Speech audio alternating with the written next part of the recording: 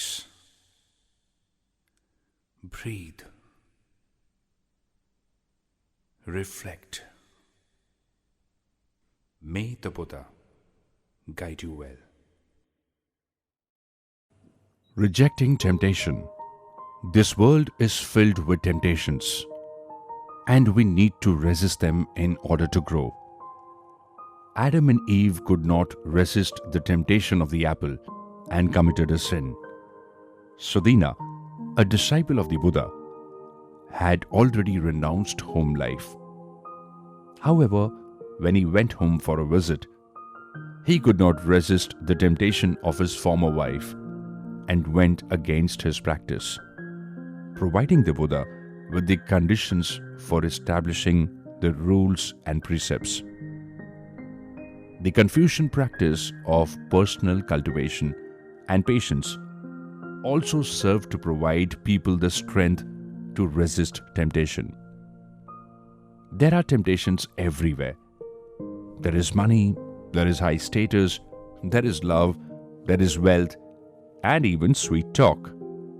These sensations we experience with our eyes, ears, nose, tongue, and body are like huge magnets, attracting and tempting us all the time, ready to take us captive. If we do not wish to be so bound, we need special strength to counter them. If we cannot resist the temptation of money, our lives and reputations will be controlled by it.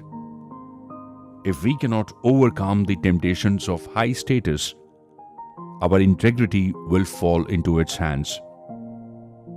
If we cannot conquer the temptations of love, our moral values will surrender to it.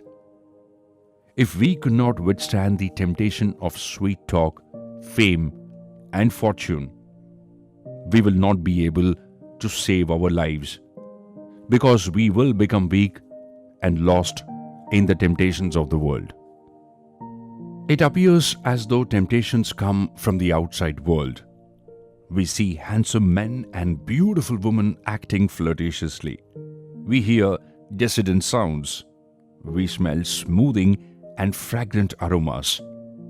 We feel the sensation of gentleness and warmth, and we taste the flavors of exotic food. The ropes of wealth, sex, fame, food, and sleep can bind us tightly. We cannot blame external temptations. It is because we lack the strength inside ourselves and are therefore unable to resist them.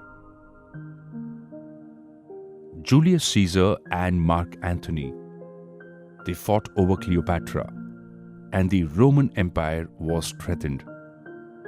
Many young people cannot resist the temptation of money and fall into the life of a crime. Fish cannot resist bait and it gets hooked. Birds lose their lives in the hunter's net looking for food. In fact, all animals lose their lives because of the temptation for food. Just as moths burn themselves flying into fire, and silkworms bind themselves in cocoons, we surrender easily because we have no inner strength to resist. Temptations can be so powerful that we are even willing to give up our lives for them. Temptations are our enemies, not our friends. Fortunately, we have laws and public opinion to help encourage us to win the battle against these material cravings. When we do not succumb to external temptations, they will instead become our captives, and we can use them. When we live simple lives, we are frugal and we appreciate our material resources and uphold our morals, we will no longer be burdened by materialism. We should build up our inner strength to resist external temptations.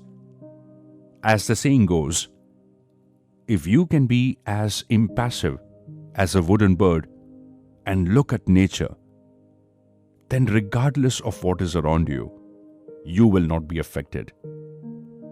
It is only then that we can live our lives with ease.